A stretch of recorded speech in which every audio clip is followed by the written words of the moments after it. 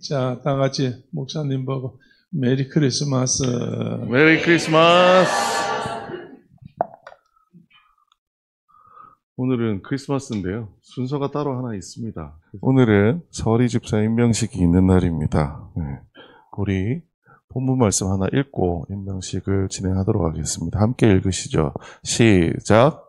12사도가 모든 제자를 불러 이르되 우리가 하나님의 말씀을 제쳐놓고 접대를 일삼는 것이 마땅하지 아니하니 형제들아 너희 가운데서 성령과 지혜가 충만하여 칭찬받는 사람 7을 택하라. 우리가 이 일을 그들에게 맡기고 우리는 오로지 기도하는 일과 말씀사에게 힘쓰리라 하니 아멘. 사도행전에서 집사라는 직분을 소개하는 말씀 구절입니다. 집사님들이 하시는 일이 뭐라고요? 저 뭐라고 적혀있어요? 빨간색 글씨. 네, 접대하는 겁니다. 접대. 네, 여러분이 알고 계시는 그 접대가 아니고요. 실제 원어를 찾아봤더니 책상 위에서 하는 일이라는 뜻이에요. 뭐냐면 사도들은 말씀 전하기 위해서 돌아다니는 반면에 교회라는 곳에 사람들이 모이게 되면 어쩔 수 없이 해야 되는 여러 가지 일들이 있습니다. 여러분 많으시죠? 지금 교회에도 점심 요리 준비하는 것부터 시작해가지고 헌금 관리하시는 거 여러 가지 일들을 하시잖아요. 그런 일들을 복음을 전하는 사람들이 하기에는 부담이 되다 보니 그런 일을 전담할 수 있는 사람을 뽑아서 집사라고 하는 직분을 준다라고 하는 이야기가 사도행전에 나와 있습니다. 그런데 우리가 되게 오해할 수 있는 게 뭐냐면 사도행전에 나와 있는 집사가 여러분 초대교회 집사님들 손들어 주시겠어요? 초대교회 집사님들. 예. 초대교회 집사님들은 사도행전 6장에 나와 있는 집사님들이 아닙니다. 사도행전 6장에 나와 있는 집사님들은요, 저희 교단에서는 안수 집사라고 하는 또 다른 집사의 직분이 있습니다. 그래서 여러분들 초대교회에 계신 집사님을 두고는 안수 집사가 아닌 뭐라고 얘기하느냐? 서리 집사라고 이야기합니다. 자, 서리 집사라고 하는 것이 뭔지 제가 좀 찾아봤어요. 그랬더니 서리라는 말, 여러분 직장 생활을 하시다 들어보신 적 있으세요? 서리라는 말은 어떤 조직에 결혼이 생겼을 때 그 직위에 직무를 대리함 또는 그런 사람을 의미한다고 합니다. 자, 사장서리 하면 사장님이 자리를 비웠을 때 사장님의 역할을 하는 겁니다. 그래서 서리 집사라는 얘기는 뭐냐면 원래는 안수 집사님들이 하셔야 되는 일인데 안수 집사님이 아닌 그 직분이 없을 때, 지금 저희 교회에는 안수 집사님이 안 계세요. 그러다 보니 그 집사님의 일들을 대신해서 하는 분들을 서리 집사라고 얘기합니다. 자, 그래서 아직은 정식으로 안수를 받아 집사가 된 자가 아닌 자들 중에서 교회에서 신실한 자로 집사의 업무를 대리로 하게 한 것이 서리 집사입니다. 그래서 서리 집사는 안수 없이 원래 교회에서는 1년마다 임명을 받아야 합니다. 그래서 집사님들, 여기 집사님들 계시죠? 집사님들 임기가 언제까지라고요? 연말이면 끝납니다. 그런데 보통 교회에서는 집사님들의 임기는 아주 특별한 사유가 없는 한 계속 연장하는 것이 일반적입니다. 네. 그럼 오늘 왜 갑자기 서리 집사에 대한 이야기를 이렇게 예배전에 들고 나왔느냐? 오늘 새롭게 내년부터 서리 집사로 섬겨주실 분들이 계셔서 함께 소개하고 임명하는 자리를 가지려고 합니다. 신규 서리 집사 임명 대상 되신 분 호명할 때 참 부끄럽고 민망하시겠지만 앞으로 잠깐 나와주시면 감사하겠습니다. 신임 서리 집사 임명 대상은요, 전은아 성도님 그리고 차선철 성도님이십니다. 두 분 어디 계세요? 두 분 다 안 오셨어요? 차선철 성도님 이쪽 앞으로 나와주시겠어요? 네.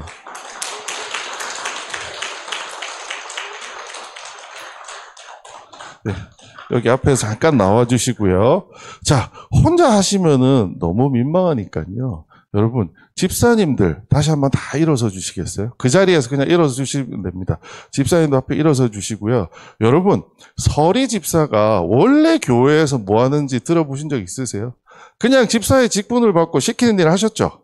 네. 그런데 원래 집사님들은 하셔야 되는 일이 있고요. 그 하셔야 되는 일을 원래 집사의 직분을 맡을 때 약속을 하게 되어 있습니다. 이제 화면에 그게 나올 건데요. 그 화면을 우리가 집사님들이 큰 목소리로, 오늘 새롭게 집사님 되신 분을 포함해서 큰 목소리로 함께 한번 읽도록 하겠습니다. 서리 집사의 약속인데요. 조금 길지만 앞에 잘 보시고 함께 읽도록 하겠습니다. 시작! 나는 모험교를 서리 집사 직분을 맡으면서 아래 사항을 읽을 약속합니다. 종교적인 예배와 모임에 성실하게 참여하겠습니다. 영적 성장을 위하여 동력있기와 기도에 힘쓰겠습니다. 주님이 주시는 은사에 따라 준비된 복음의 일을 하겠습니다. 교회의 구원을 위하여 기도하고 가정과 인재에서 주님의 정의로 살겠습니다. 물질의 성질이 없어 단순한 먹는 생활을 하겠습니다. 아멘. 자, 모두 다 이렇게 약속하시죠? 네, 자리에 앉아 주십시오.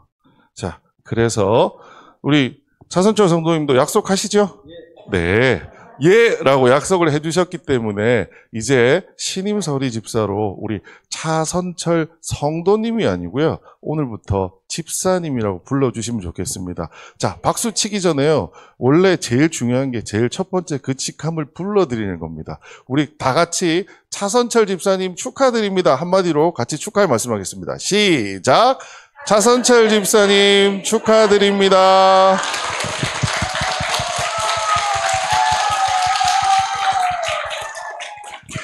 자, 우리 잠깐 한번 기도하겠습니다. 하나님 은혜를 감사합니다. 하나님, 크리스마스를 맞이하여 하나님의 중요한 일을 하는데 쓰임받을 수 있는 집사님 두 분을 이 자리에 세우게 해주시니 감사합니다. 하나님, 이 두 분을 통하여 하나님 영광 드러나게 하여 주시고 이 두 분을 통하여 초대교회에 더 큰 역사가 이루어지는데 초석이 될 수 있도록 이 두 분들을 붙잡아 주시고 인도하여 주시옵소서. 그들의 삶의 믿음과 그 신앙과 그 봉사함이 하나님 앞에 크게 기쁨으로 다가갈 수 있도록 주님 저희들의 삶을 인도하시고 함께하여 주시옵소서. 모든 말씀 예수님 이름으로 기도드렸습니다. 아멘. 다시 한번 집사님께 크게 축하의 박수 쳐주십시오.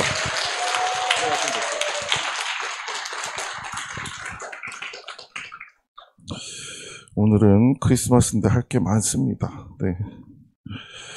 자, 다음 이야기는요. 원래 여러분 크리스마스 되면 뭐 하는지 아세요? 크리스마스 이브 되면? 여러분 옛날 기억나시면 크리스마스 이브 되면 뭐 새벽성도 있고요. 주일학교 애들 앞에 나와서 막 재롱잔치 하잖아요. 근데 여러분 저희 주일학교 있을까요? 없을까요? 네, 있습니다. 저희는 주일학교라고 하지 않고 다음 세대라고 하는 친구들이 있고요. 그 친구들하고 새롭게 예배를 시작한 게 올해 9월 3일이었습니다. 여러분 다시 리바이벌 되고 있습니다. 코로나로 주일학교가 다 무너졌었는데 새롭게 리바이벌 되고 있는데 아직은 시작 단계라서 여러분 앞에 뭔가 재롱잔치 이런 거 할 수준은 아직 아니에요. 그래서 저희가 지난 9월 3일부터 지금까지 어떻게 지냈는지 한 3분 정도 되는 영상으로 짧게 요약했으니까 한번 보시고 우리 아이들이 다음 세대 예배를 통해서 어떻게 하나님을 기뻐하고 찬양하고 있는지 그 모습 함께 볼 수 있으면 좋겠습니다. 틀어주시죠. 주를 찾는 모든 자들이 주로 말미암아 기뻐하고 즐거워하게 하시며 주의 구원을 사랑하는 자들이 항상 말하기를 하나님은 위대하시다 하게 하소서. 주를 찾는 모든 자들이 주로 말미암아 기뻐하고 즐거워하게 하시며 주의 구원을 사랑하는 자들이 항상 말하기를 하나님은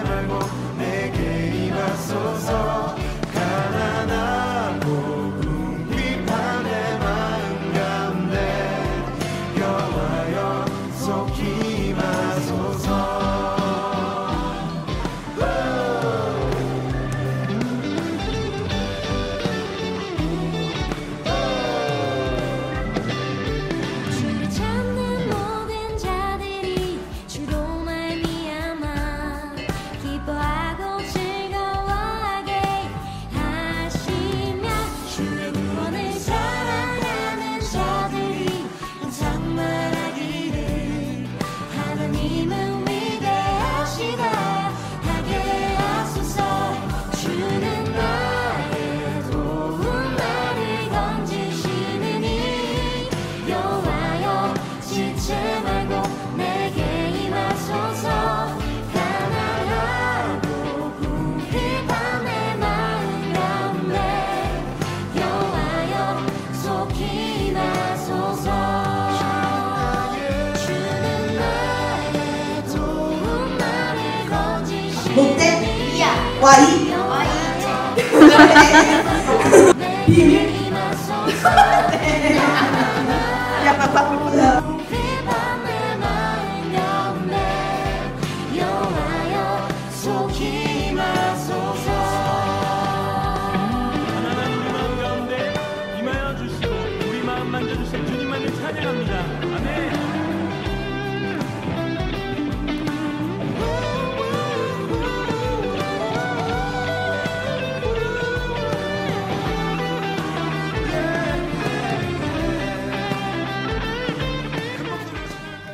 되게 뭔가 되어가고 있는 게 보이시나요? 네. 이 시간 우리 다음 세대를 섬겨주시는 아마 여러분하고 11시 예배를 함께 못 드리기 때문에 이분들 얼굴 잘 못 보실 거예요. 자리에서 다음 세대 리더 그룹 분들 5분 그리고 파트로 섬기시는 우리 효진자매 맹창현 형제까지 같이 한번 일어나 보실까요? 자리에 한번 일어나 주세요. 여러분 여기에 서 계신 분들이 여러분하고 예배를 함께 드리지 못하지만 11시에 다음 세대 저희 유치원생부터요 고등학교 2학년 내년 고3 되는 친구까지가 한 곳에 모여서 함께 예배 드립니다. 쉽지 않은 일인데 우리 선생님들이 섬겨주셔서 가능한 일인 것 같습니다. 이 선생님들 수고에 큰 박수로 수고하셨다고 큰 박수 한번 돌려주시죠. 우리 선생님들 위해서 잠깐 서주시고요. 네, 저희 같이 한번 기도하고 네, 또 말씀 나누도록 하겠습니다. 사랑의 아버지 하나님 은혜를 감사합니다. 저희가 다시 한번 다음 세대를 리바이벌 할 수 있게 도와주시니 감사합니다. 그것을 위하여 하나님이 일하시고 선생님들의 수고하시고 그리고 우리 아이들이 다시 한번 마음을 열므로써 이것들이 가능해진 것을 믿습니다. 하나님 우리가 여기서 멈추지 않게 도와주시고 이 아이들이 씨앗이 되어서 더 큰 하나님의 뜻이 이루어질 수 있는 초대교회 다음 세대가 될 수 있도록 주님 인도하시고 함께하여 주시옵소서. 하나님 특별히 수고하는 선생님들 머리 위에 이 시간 주님께서 축복하여 주시고 그들의 수고를 주님께서 기억하시어서 저들이 내는 시간 그 이상의 것을 저들에게 돌려주시길 원하옵나니 하나님 저들을 인도하시고 축복하여 주시옵소서. 모든 말씀 예수님 이름으로 기도드렸습니다. 아멘. 자리에 앉아주세요. 이제 끝났네요. 오늘은 임마누엘, 여러분 잘 아시죠? 임마누엘이라는 말씀을 제목으로 함께 말씀 나누고자 합니다. 이사야서 7장 14절 잘 아시는 말씀이니까요. 함께 한 목소리로 함께 읽겠습니다. 시작! 그러므로 주께서 친히 징조를 너희에게 주실 것이라. 보라, 처녀가 잉태하여 아들을 낳을 것이요 그의 이름을 임마누엘이라 하리라. 아멘. 임마누엘이라는 말씀은 여러분 귀에 많이 익으시죠? 원래 초대교회 이름이 뭐였죠? 네, 임마누엘 교회였습니다. 그래서 여러분 익숙하실 거예요. 자, 원래는 제가 하려고 했는데 우리 올라 목사님이 이미 하셔가지고 그냥 보죠. 여러분 오늘이 무슨 날이라고요? 네, 성탄절, 그렇죠? 성탄절이죠. 근데 영어로 성탄절은 뭐라고 하나요? 네, 크리스마스라고 합니다. 여러분 크리스마스가 왜 크리스마스게요? 왜 크리스마스일까요? 크리스마스를 왜 크리스마스라고 할까요? 응? 제 영어 공부할 때 제일 힘들었던 잘 틀리는 스펠링 잘 틀리는 단어 중에 하나가 크리스마스였어요. 우리는 분명히 크리스마스라고 하는데 저희 가운데 뭐가 있어요? T가 있습니다. 왜 저 T가 있지? 라고 했는데 크리스마스가 실제 저 크리스마스라고 하는 단어는 크라이스트, 예수 그리스도라고 할 때 그 그리스도라는 뜻의 크라이스트라는 단어와 마사, 라틴어로 예배하다, 모이다라고 하는 말이 결합된 말입니다. 그래서 크리스마스란 말 자체가 뭐예요? 아기 예수님이 오시는 것을 예배하고 축하하는 날이다라는 뜻으로 우리는 이 날을 크리스마스라고 합니다. 그렇죠? 자, 예수님에게는 굉장히 다양한 별명이 있습니다. 예수님의 별명 여러분 알고 계신 거 뭐 있으세요? 네, 아까 여기 이 뭐죠? 같이 읽으실 때도 기묘자라 모사라 뭐 했던 거 많이 들으셨잖아요. 예수님에게 여러 가지 별명들이 있는데요. 인자라고 하기도 하고 있는데, 오늘 본문 말씀에는 예수님의 별명 중에 하나에 뭐가 나오나요? 네, 임마누엘이라는 말씀이 나옵니다. 오늘 임마누엘이라는 말씀을 가지고서 여러분 크리스마스 설교 엄청 많이 들으셨을 거예요. 예수님이 우리의 죄를 위해서 오셨다 이런 얘기 많이 들으셨을 텐데, 오늘은 조금 다른 관점을 살펴보려고 합니다. 여러분, 글자를 알록달록하게 만든 게 크리스마스라서 알록달록하게 만든 게 아니고요. 저 색깔들이 그 각 언어의 특징입니다. 임마누엘이라는 말은 히브리어예요. 그래서 임이라는 뜻이 with입니다. 영어에. 그래서 함께하다 이런 것이 임이고요. 마누, 정확하게 마누는 아닌데 하여튼 마누라는 저 부분이 us, 그러니까 우리라는 뜻이고요. el이 뭐냐면 God, 하나님이라는 뜻입니다. 그래서 임마누엘이라는 말은 우리와 함께 하시는 하나님이라는 뜻이에요. 크리스마스가 되면 우리는 대부분 무엇을 많이 묵상하냐 하면 하나님을 묵상합니다. 예수님을 묵상하죠. 그런데 오늘 저는 예수님이 아니라 아주 좀 특이하지만 우리를 묵상해 보고 싶습니다. 예수님이 누구를 위해서 오셨어요? 우리를 위해서 오셨어요. 그런데 여러분, 우리는 누구인가요? 여러분 스스로는 어떤 존재라고 생각하세요? 저는 요즘 저희 집에 있는 아이들을 볼 때마다 너무너무 불쌍합니다. 왜요? 학교 공부에 찌들어가지고요. 밤 10시에 들어옵니다. 그것도 모자라가지고요. 집에서 1시간 유튜브 볼 시간도 없습니다. 앉아서 쉴 시간도 없고요. 엄마들의 잔소리에 공부하느라고 정신이 없습니다. 이 아이들한테 크리스마스라고 하는 게 무슨 의미일까? 우리를 위해서 예수님이 오셨대요. 우리가 누군데요?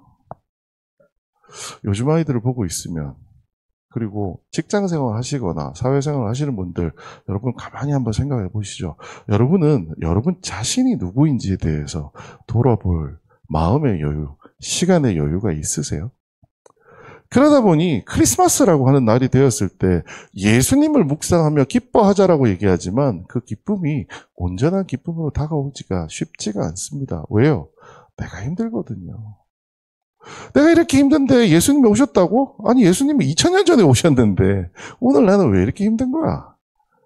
우리 아이들도 마찬가지겠죠. 저 조금 전에 보셨던 영상에서 제가 너무 기뻐서 눈물을 흘릴 뻔까지 했던 이유가 뭔지 아세요? 아이들이 처음에 다음 세대에 예배 왔을 때는 아무런 표정이 없었습니다. 여러분 그 영상 잘 보시면요, 이게 시간 순서로 정리가 된 화면이에요. 시간이 지나면 지날수록 아이들 얼굴에 뭐가 보이는 줄 아세요? 웃음이 보이기 시작합니다. 웃는다는 게 뭐죠? 자기 자신들에 대해서 이제 기뻐할 줄 안다는 거예요. 기쁘다는 게 뭐죠? 나를 이제 알게 됐다라는 거예요. 내가 무엇이, 내 감정에 대해서 솔직할 수 있게 되었다라는 거예요. 자, 그런데 오늘 우리 모두는 어떤가요? 정말 그렇게 우리 자신이 누구인지, 어떤 존재인지 알고 계세요? 아니면, 왜 살까? 연말이 됐더니 주변에 있는 사람들이 와서 저한테 얘기합니다. 한 해 동안 뭐 한 건지 모르겠어.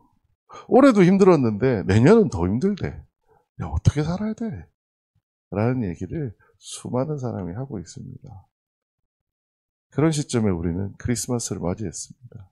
그래서 오늘은 예수님이 아니라 그 예수님께서 위하여 오셨다고 얘기하는 우리가 어떤 존재인지를 말씀을 통해 한번 살펴보려고 합니다. 이사야 7장은 우시아의 손자 요담의 아들인 유다의 아하스 왕이라고 하는 사람이 등장합니다.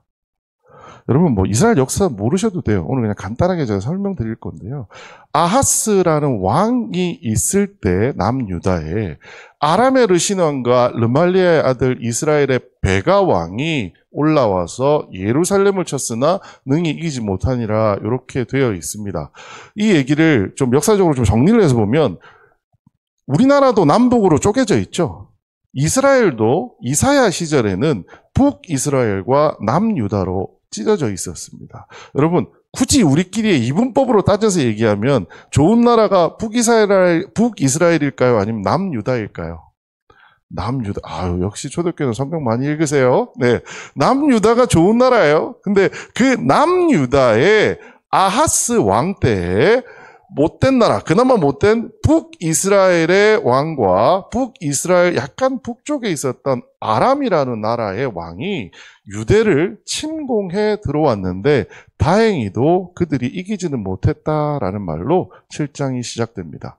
그 당시의 정세를 지도에서 보면은요, 여기 보이는 게 북이스라엘 쪽이고요. 여기가 남유다입니다. 아래쪽. 그다음에 여기 위쪽이 아람이라는 곳이고요.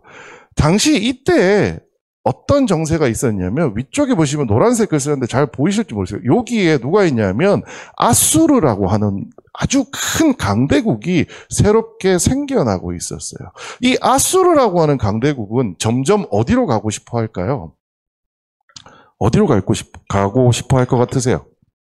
화살표 어디로 돼 있죠? 사실 저들에게 중요한 건 아람이나 이스라엘이나 남유다가 아닙니다. 아수르가 마음에 먹고 있는 나라가 있어요. 어딜까요? 애굽입니다. 애굽. 근데 애굽을 가려고 하면 어디를 거쳐가야 돼요? 이스라엘과 아람과 남유다를 거쳐가야 돼요. 일본이 한국을 침략한 이유가 있죠. 왜 침략했어요? 한국이 그렇게 갖고 싶어서요? 아니요. 중국이 갖고 싶어서요. 그런데 중국을 가려고 하면 어떻게 가야 돼요? 한국을 거쳐서 가야 돼요. 그래서 중국을 먹은 거예요. 마찬가지로 아수르가 지금 저기 가운데에 있는 애굽으로 가기 위한 그 길목에 있는 아람이나 북이스라엘과 유다라는 곳을 치고 애굽으로 가고 싶어 하고 있었어요. 자, 그랬더니 아람과 북이스라엘이 연합을 해서 아수르와 싸우자라고 하게 됩니다. 그런데 남유다는 아람과 북이스라엘과 연합하지 않았어요. 그러다 보니 북이스라엘과 아람이 어떻게 해요? 남유다를 지금 치러 들어온 겁니다. 현재 상황이 이런 상황이에요. 그러니까 아하스 왕이라고 하는 사람이 처해 있는 상황은, 자, 북이스라엘과 아람을 이겨도 그 뒤에는 더 큰 누가 있어요? 아수르가 있어요. 아주 정치적으로 지금 굉장히 위험한 시점에 있는 것이 이 아하스 왕입니다. 자, 하지만 아람과 북이스라엘이 쳐들어온 것만 해도 이들에게는 큰 위기였어요. 그래서 어떤 사람이 다윗의 집에 일러 이르되 아람이 에브라임과 동맹하였다 하였으므로 왕의 마음과 그의 백성의 마음이 숲이 바람의 흔들림 같이 흔들렸더라 라고 되어 있어요. 뭐라고요? 아람과 북이스라엘이 동맹했다는 그 이야기만으로도 남유다 사람들은 벌벌 떨었다라는 거예요. 왜요? 심지어 뒤에 아수르도 있는데 북이스라엘과 아람이 연합한 것만 해도 자기들은 이기기 쉽지 않겠다라는 생각을 했다라는 거예요.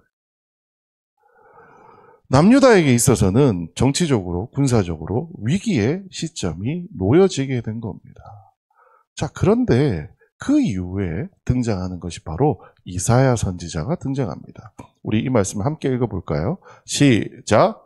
그때 여호와께서 이스라엘에게 이르시되 너와 내 아들 사라의 성부는 미국 수로를 이스라엘에 같이 생겨나서 아스르나 그에게 이르기를 조용히 하라. 르신과 아람과 르말리아의 아들이 심히 노할지라도 이들은 연기나는 두 부직갱이 그루터기에 불과하니 두려워 말며 낙심하지 말라. 자, 이사야가 아하스 왕을 만나서 뭐라고 얘기를 해요? 두려워하지 말고 낙심하지 말라고 얘기를 합니다. 여러분, 이 말 들으니까 어떠세요? 뭔가 안심이 될 것 같죠? 자, 그 이전에 그러면 이사야에게 이런 말을 들은 아하스 왕은 우리 이분법적으로 봤을 때 좋은 왕일까요? 나쁜 왕일까요? 좋은 왕이겠죠. 왜요? 이사야가 와서 두려워 말고 낙심하지 말라고 얘기를 하니까요. 근데 이사야에서의 아이러니는 이 본문 자체가 굉장히 큰 아이러니입니다. 남유다의 아하스 왕은 하나님을 잘 섬긴 착한 왕처럼 보여요. 이사야서를 읽으면. 그런데 여러분, 이스라엘의 왕의 역사가 기록된 책이 뭐죠? 열왕기서입니다. 상하로 나눠져 있는 그 열왕기서인데요. 그 열왕기서에 아하스 왕에 대한 기록이 어떻게 되어 있는지 한번 살펴보겠습니다. 함께 읽겠습니다. 시작. 아하스가 왕이 될 때에 나이가 20세라 예루살렘에서 16년간 다스렸으나 그의 조상 다윗과 같지 아니하며 그의 하나님 여호와께서 보시기에 정직히 행하지 아니하고 이스라엘의 여러 왕의 길로 행하며 또 여호와께서 이스라엘 자손 앞에서 쫓아내신 이방 사람의 가증한 일을 따라 자기 아들을 불 가운데로 지나가게 하며 또 산당들과 작은 산 위와 모든 푸른 나무 아래에서 제사를 드리며 분향하였더라. 자, 딱 읽어봐도 뭐라고 되어 있어요? 아하스는 그의 조상 다윗 왕과 같았다고요? 같지 않았다고요. 여호와 보시기에 어땠다고요? 정직히 행했다고요? 정직히 행하지 않았어요.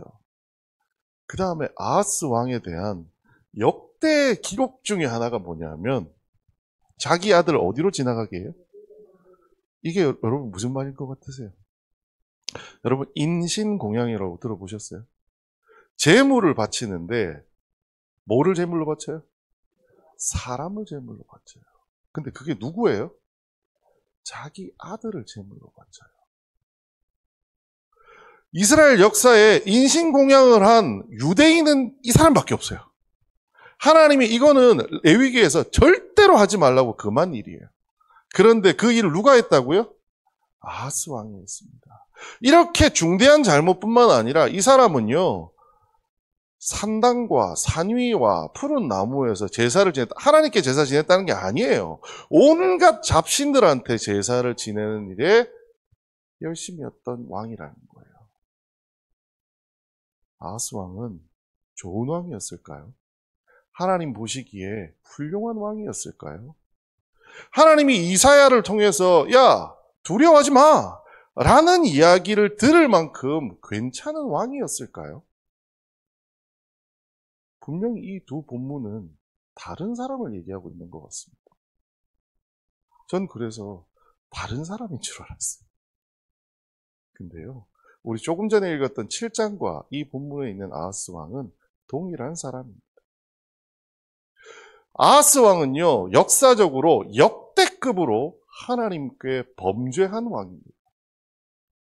아하스 왕은 하나님 앞에 명함 내밀기조차도 못할 왕도 아닌 사람 같은 아주 패역한 왕입니다. 아람과 북이스라엘이 침략해서 아하스가 있는 남유다를 침략했어요. 그랬을 때 아하스는 어떻게 했을까요? 여러분이라면 어떨 할 것 같으세요? 막 위기의 순간에 위기가 막 다가와요. 그런데 이 나라는 어떤 나라예요? 남유다예요. 요즘으로 따지면 초대교회 같은 곳이에요. 여러분 초대교회에 있는 어느 누군가가 뭔가 큰 위기를 만났어요. 그럼 여러분 뭐 하실 거예요? 기도하지 않으시겠어요? 그런데요, 아하스 왕이 선택한 것은 전혀 다른 것을 선택합니다. 아하스는 이런 선택을 합니다. 아하스가 아스로 왕 디글랏빌레셀에게 사자를 보내 이르되 나는 왕의 신복이요 왕의 아들이라. 이제 아람 왕과 이스라엘 왕이 나를 치니 청하건대 올라와 그 손에서 나를 구원하소서 하고 아하스가 여호와의 성전과 왕궁 곳간에 있는 은금을 내어다가 아수르 왕에게 예물로 보냈더니 라는 말씀이 적혀져 있어요. 아하스가 누구에게 사자를 보내요? 아수르 왕 디글랏빌레셀에게 사자를 보냅니다. 아까 아수르가 누구였어요? 여기 지도 보시면 얘네들이 쳐들어왔어요. 그랬더니 누구한테 전가를 해요? 이 뒤에 있는 강대국이었던 아수르 왕한테 전가를 보내요. 그래서 형님, 나 좀 살려주세요 한 거예요. 형님, 나 좀 살려주세요. 근데 그냥 나 좀 살려주세요 얘기 정도가 아니고 그 밑에 보시면 여호와의 성전과 왕궁 곳간에 있는 은금을 누구에게 줬다고요? 아수르에게 다 줬어요. 자, 어떻게 보자면 아수르 왕은 정치적으로 책임감이 있는 왕이라고 볼 수도 있습니다. 왜요? 아수르 왕은 자기 민족 남유대가 처한 위기를 인식한 사람이에요. 북이스라엘과 아람이라는 곳이 연합해서 우리를 쳐들어오면 야, 이 나라 망하게 생겼어. 어떻게 해야 될까? 그는 세상적 지혜를 동원했습니다. 야, 지금 제가 생각해보면요, 굉장한 전략 중에 하나예요. 뭐예요? 그들과 대적하여 싸워서 개죽음을 당하느니 훨씬 더 강대국인 내가 아수르한테 가서 내가 신하의 나라다. 내가 당신을 섬길 테니 나 좀 구원해 주세요라고 하는 것이 훨씬 더 빠른 해결책이겠다라고 생각한 거예요. 아수르에게 그는 외교적인 의존을 하기 시작한 겁니다. 하나님이 만약에 안 계셨다면 저는 이 아하스 왕의 정책을 어쩌면 높이 평가했을지도 모르겠어요. 왜냐하면 많은 왕들은 자기 민족, 자기 나라에게 닥쳐진 그 위기를 알지조차도 못한 왕들도 많았어요. 근데 이 왕은 아까 몇 살에 왕이 됐다고요? 기억하세요? 20살에 겨우 왕이 됐어요. 그 20살에 왕이 된 사람이 자기 민족의 위기에 대해서 이해하고 그 위기를 해결하기 위해서 나름 전략적으로 더 큰 나라에게 손을 벌려서 뭔가 해결하겠다. 여러분 정치적으로 보자면 수완이 좋은 왕이라고 할 수 있습니다. 자, 그런데 그의 수완은 도를 좀 지나친 것 같아요. 이런 구절이 나옵니다. 또 안식일에 쓰기 위하여 성전에 건축한 낭실과 왕이 밖에서 들어가는 낭실을 아수르 왕을 두려워하여 여호와의 성전에 옮겨 세웠더라. 아하스 왕은 하나님을 섬기기 위해 하나님이 있었던 여호와 하나님이 있어야 되는 성전의 자리를 누구로 바꿔버려요? 아수르의 왕으로 바꿔버립니다. 그 전까지 남유다는 누구를 섬기는 나라였어요?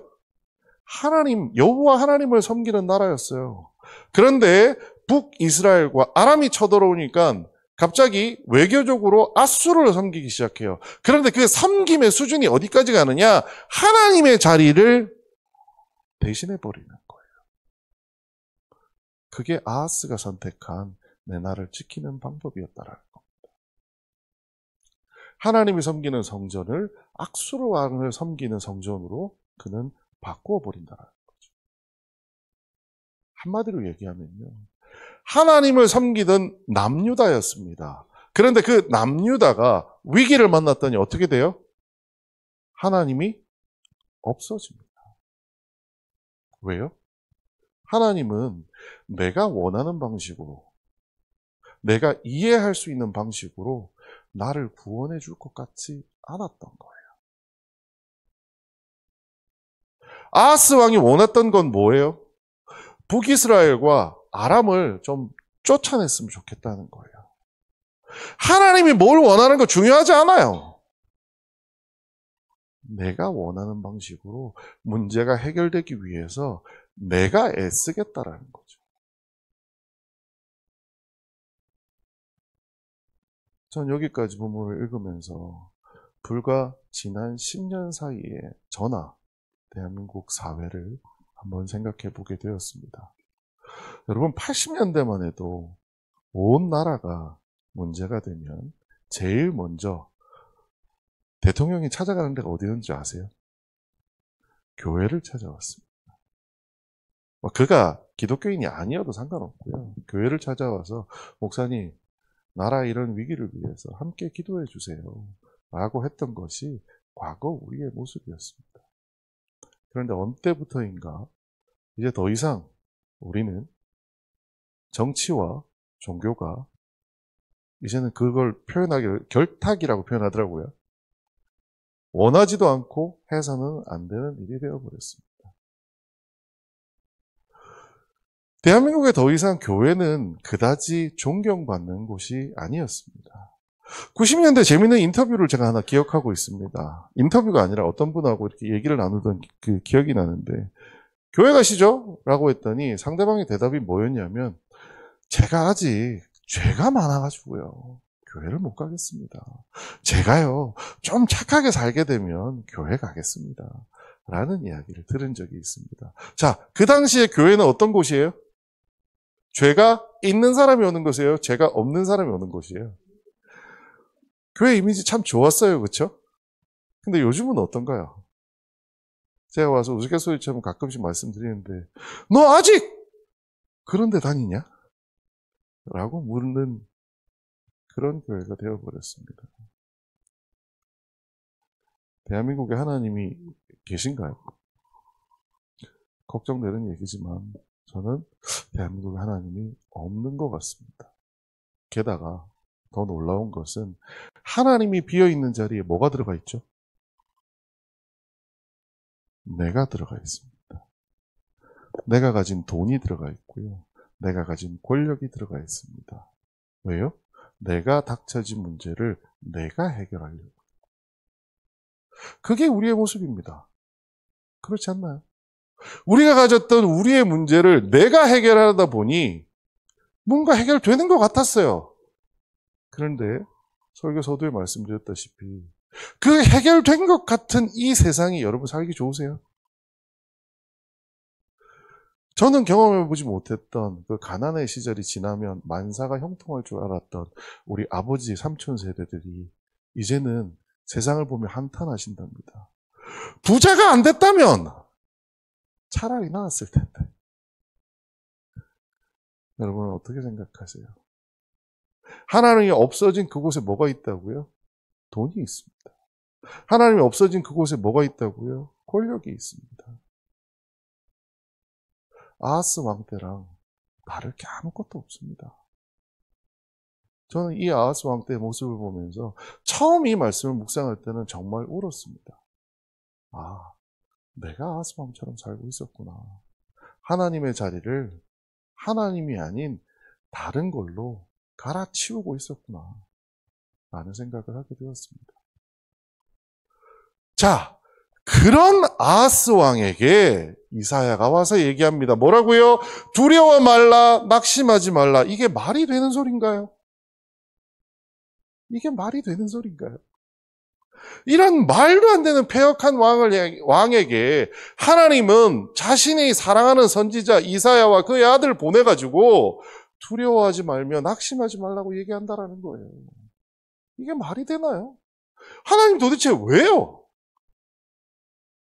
하나님 왜 이런 왕에게 하세요? 심지어 하나님은 한술 더 뜨십니다. 같이 한번 읽어보겠습니다. 시작. 여호와께서 또 아하스에게 말씀하여 이르시되 너는 내 하나님 여호와께 한 징조를 구하되 같은 데에서든지 높은 데에서든지 구하라 하시니 깊은 데에서든지군요. 네, 하나님이 여호와께 그러니까 아하스 왕에게 뭘 구하라고 해요?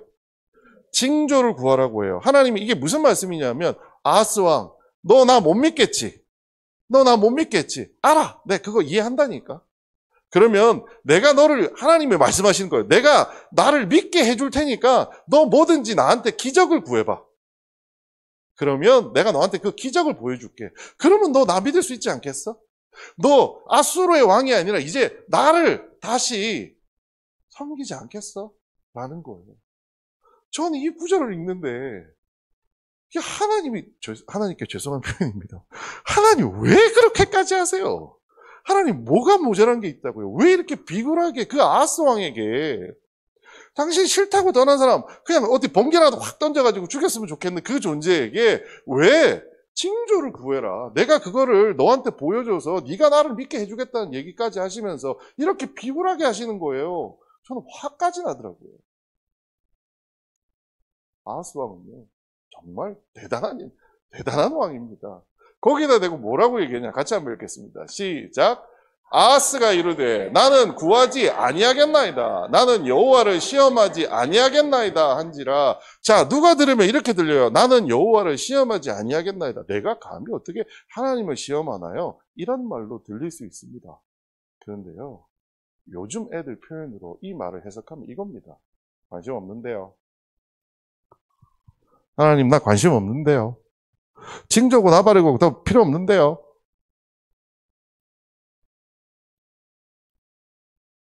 이게 장면을 우리가 어떻게 이해해야 될까요? 성경을 읽을 때 제가 가장 끔찍히 싫어하는 장면 중에 한 가지예요. 하나님 도대체 왜 이런 왕에게 이렇게까지 하세요? 아하스 왕은요 철저하게 하나님을 무시합니다. 그리고 아하스 왕이 기댄 게 누구예요? 아수르의 디글랏빌레셀이라는 그 강대국의 왕에게 기댑니다.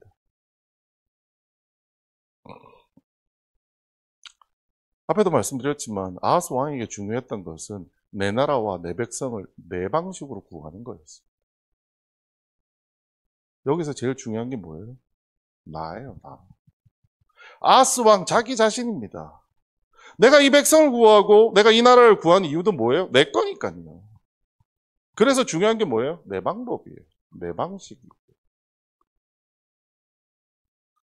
그런데 그 방식의 결과가 나옵니다. 어떻게 됐을까요? 아수르 왕 디글랏빌레셀이 그에게 이르렀으나 돕지 아니하고 어떻게 했다고요? 도리어 그를 공격하였더라. 결국 남유다는 아수르한테 망합니다. 아하스 왕은 자기 잔꾀에 자기가 걸려 넘어진 꼴이 되어버린 겁니다. 우리가 가지고 있는 방법의 한계입니다. 아하스 왕만 그럴까요? 아닙니다. 여러분 올해 여러분의 문제를 해결하기 위해서 여러분 스스로의 노력 많이 해보셨죠? 어떠세요? 제가 그냥 강대상에서 설교만 하는 목사라고 하면 저도 함부로 이런 말씀 못 드리겠습니다만 저도 현장에서 일하는 사람이다 보니까요. 이게 제 얘기더라고요. 제가 만났던 여러 문제를 제 방법으로 해결하려고 수도 없이 했어요. 분명히 이렇게 하면 될 거야 라고 생각했는데 연말이 돼서 보니까요. 내 방법으로 했던 거 다 깨졌어요. 여러분 어떠세요?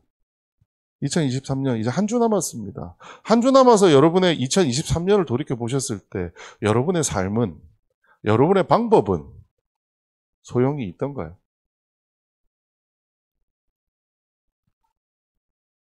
지난주 목요일이었나 금요일이었나 저희 회사 전무로 있는 형님이랑 마지막 팀 미팅을 하면서 그런 얘기를 했습니다. 그 전문님 교회 안 다니세요? 저한테 이렇게 얘기하시더라고요. 야, 모르기는 한데 신이 진짜 있긴 있는 것 같아. 왜요? 야, 너나 내가 계획한 건 아무것도 안 됐는데 희한하게 하여튼 결과는 좋잖아. 우리가 계획한 거는 아무것도 그대로 된 게 없는데 결과는 좋다라는 거예요. 도대체 이걸 어떻게 해석해야 될지 모르겠다라는 거죠.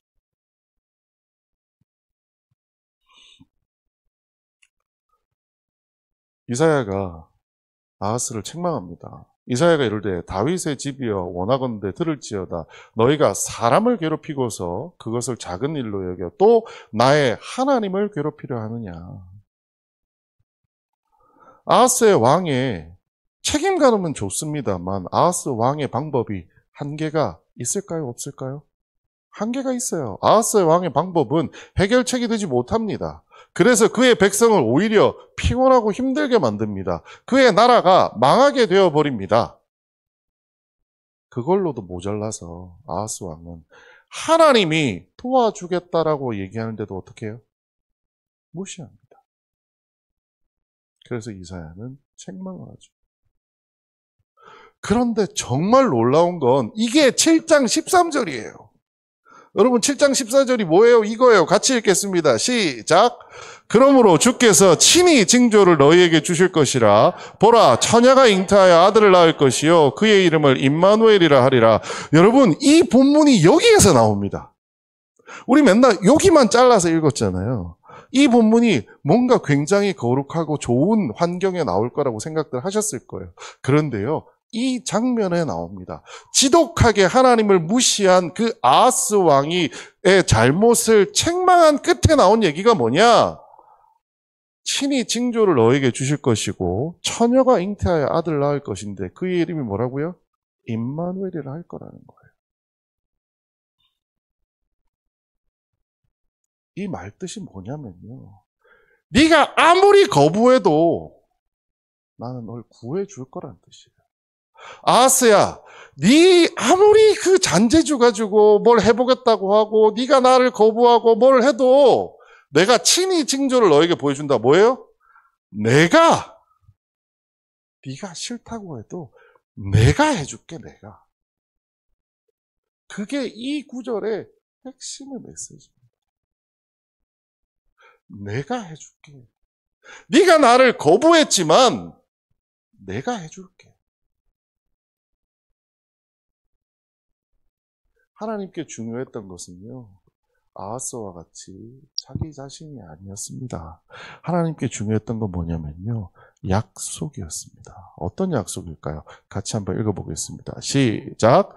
내가 내 앞에서 물러나게 한 사울에게서 내 은총을 빼앗은 것처럼 그에게서 빼앗지는 아니하리라. 내 집과 내 나라가 내 앞에서 영원히 보존되고 내 왕위가 영원히 견고하리라 하셨다 하라. 사무엘하에서 하나님이 누구와 하신 약속일까요? 다윗 왕과 한 약속입니다. 다윗 왕이 뭐라고 해요? 내 집과 내 나라가 내 앞에서 어떻게 돼요? 영원히 보존되고 내 왕위가 영원히 견고하리라. 다윗 왕의 왕위가 영원히 견고하게 된 것은 우리는 이제 역사가 지나갔기 때문에 압니다. 무엇 때문에 그래요? 예수님께서 오셨기 때문이에요. 예수님이 누구의 자손으로 나와요? 혈통으로는 다윗의 자손으로 나오는 거예요. 다윗의 자손으로 예수님이 오실 거라고 하나님은 약속을 하셨어요. 자, 그런데 아하스 왕이라고 하는 인간이 누구냐면 아하스가 죽으면 어떻게 돼요? 하나님이 저주해서 이놈의 자식 그러고 해서 아하스를 확 죽여버려요. 그럼 어떻게 돼요? 다윗의 혈통이 끊어져 버려요. 하나님이 왜 비굴했냐고요? 한 가지입니다. 하나님은 약속을 지키고 싶었던 겁니다. 하나님은 그 위대한 분이고 세상을 창조하신 분이지만 자기가 한낱 보잘것없는 인간 누군가와 했던 그 약속을 지키기 위해서 그 수모를 견디는 모습을 보여주셨어요. 아하스 왕에게 야, 제발 나 좀 믿어줘. 제발 나 좀 믿어줘. 그래도 아하스가 안 믿는다고 하니까 뭐라고 얘기해요? 야, 안 믿어도 돼. 그냥 내가 알아서 널 구원해 줄게.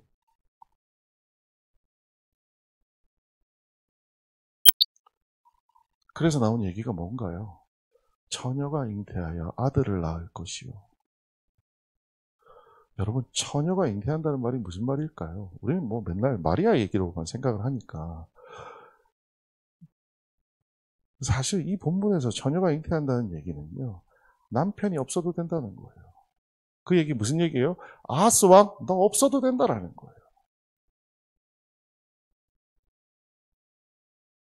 하나님이 어떻게 하시겠다고요? 너희들이 아무리 내가 너희들을 구원하고자 하는 내 마음을, 내 약속을 방해해도 나는 어떻게 하겠다고요? 구원하겠다. 그게 임마누엘의 약속입니다. 그냥 나와 함께 하시는 하나님? 그런 거 아니에요. 아하스 왕, 그렇게 패역한 인간이 하나님께 나 구원 필요 없어요.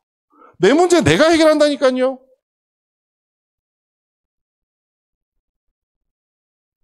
요즘 시대 세상을 봅니다.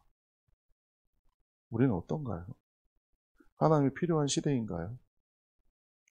참 죄송한 표현입니다만 교회에 우리가 몸은 앉아 있을지 모르겠으나 우리에게 진짜 하나님이 필요한가요?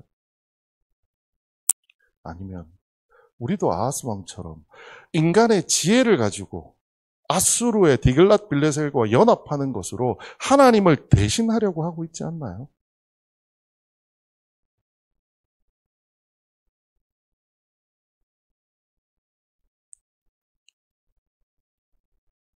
어떻게 생각하면 우리의 구원은 실패할 것만 같습니다. 요즘 우리를 쳐다보고 있으면, 저희 집 애들을 쳐다보고 있으면, 요즘에 다음 세대 아이들을 쳐다보고 있으면요, 대한민국은요, 끝난 것 같습니다. 저는 애들을 생각하고 기도하면요, 매일 웁니다. 왜요? 미안해서요. 친구들이, 외국 가서 사는 친구들이 있어요. 그 친구들의 자녀의 얘기를 들으면요, 아빠가 죄 짓는 것 같아요. 내가 이 아들을 아빠가 재주가 없어서 한국에서 태어나게 해서 이 고통, 지옥 같은 세상에서 살게 하는구나. 수도 없이 좌절할 때가 많습니다. 오늘 우리는 본문을 시작할 때 이렇게 질문했습니다. 우리는 누구일까요? 더 이상 가망 없는 대한민국에 살아가는 실패할 수밖에 없는 백성들일까요? 눈으로 보기는 그래 보입니다. 저는 솔직히. 근데요, 오늘 이 말씀이 크리스마스에 오신 예수님이 저에게 말씀해 주신 것을 생각하며 저는 생각을 좀 바꾸기로 했습니다. 우리와 함께 하시는 하나님입니다. 우리가 누군가요? 우리가 아무리 거부해도요, 누구는 놓지 않으세요? 하나님은 놓지 않으십니다. 우리가 아무리 하나님 필요 없어요. 하나님 내 방법으로 해결할 거예요. 라고 아무리 해도요, 하나님은 어떻게 하세요? 내가 너랑 약속했으니까. 아하스 왕에게 보였던 그 비굴함을 보이시면서까지 하나님은 우리를 어떻게 하고 싶어 하세요? 구원하고 싶어 하세요. 우리의 문제들로부터 우리를 꺼내주고 싶어 하세요. 우리에게 이제 남은 건 뭔가요? 하나님, 내 방법을 내려놓습니다. 하나님, 내 방법을 내려놓습니다. 아하스 왕과 같이 내 방법으로 내 삶을 인도하려 했던 내 방식을 내려놓습니다. 라고 하는 것이 우리에게 필요합니다. 우리는요, 하나님이 구원하기로 작정하신 자들입니다. 하나님은 실패하실까요? 실패하지 않습니다. 여러분, 거듭거듭해서 말씀드리지만 내 방식으로 해결하고 싶었던 올 한 해를 돌이켜보시며 오늘 이 크리스마스에 우리를 위해 오셨다는 예수님을 기억할 때 우리가 꼭 기억해야 될 것은 올해 내 방법대로, 내 방식대로 살았다? 괜찮습니다. 왜요? 하나님은 절대로 포기하지 않으십니다. 내년에라도 이제 우리는 어떻게 해야 돼요? 하나님의 구원을 기대하며 사는 하나님의 백성으로 살아야 합니다. 그것이 임마누엘이라는 그 말에 합당한 누구라고요? 우리입니다. 여러분, 예수님을 묵상하는 날입니다. 하지만 오늘 저는 예수님에 대한 말씀을 드린 것이 아니라 예수님이 구원하고자 했던 우리가 어떤 존재인지 여러분과 함께 말씀을 나누었습니다. 우리는 어떤 존재라고요? 하나님이 구원하기로 작정하신 존재들입니다. 여러분, 포기하지 마십시오. 여러분, 실망하지 마십시오. 23년이 여러분에게 어떤 일이 있었더라도 여러분, 좌절하지 마십시오. 세상에 아하스와 같은 왕이 있었던 그 남유다를 통해서도 하나님은 누구를 이 땅에 오게 하셨어요? 예수님을 이 땅에 오게 하셨습니다. 세상에 처녀가 잉태해서 아들을 낳게까지 하나님은 우리를 구원하기 위해서 최선을 다하고 계신다는 것을 잊지 말았으면 좋겠습니다. 여러분, 크리스마스는 우리를 구원하기로 작정하신 하나님의 약속인 예수님을 기쁘게 예배하는 날입니다. 올해 여러분의 어떤 일이 있었든지 간에 예수님이 우리를 구원하기로 작정하신 이상 우리는 실패하지 않는다는 것을 기억하고 붙들고 마지막 남은 한 주를 보낼 수 있는 여러분 되시기를 주님의 이름으로 부탁드리겠습니다. 기도하겠습니다. 사랑이 많으신 아버지 하나님 은혜를 감사합니다. 하나님, 우리는 참 연약한 자들 같습니다. 하나님, 우리는 우리의 방법으로 우리의 문제를 해결할 수 있는 것만 같았습니다. 그러다 보니 어느새 하나님의 자리에 내 방법이 놓이게 되었습니다. 하지만 하나님은 아하스 왕을 포기하지 않으셨던 것처럼, 그 남유다를 포기하지 않으셨던 것처럼 우리를 포기하지 않으신다는 것을 알게 해주시니 감사합니다. 임마누엘로 오신 그 예수님께 합당한 우리가 되길 원합니다. 하나님, 올해 우리가 무언가를 포기하고 무언가에 실패하고 무언가에 좌절했다 할지라도 하나님께서 우리를 구원하기로 작정한 이상 우리 삶에는 구원이 반드시 올 것이라는 것을 믿으며 나아가는 초대교회 성도들 될 수 있도록 주님 인도하시고 함께하여 주시옵소서. 모든 말씀 예수님 이름으로 기도드렸습니다. 지금은 우리 주 예수 그리스도의 은혜와 하나님 아버지의 크신 사랑과 성령님의 감동 감화하심과 충만 역사하심이 우리를 구원하기로 작정하신 예수 그리스도를 믿으며 다시 한번 힘을 내 일어나는 초대교회 성도들 모두 머리 위에 영원토록 함께 있을지어다. 아멘.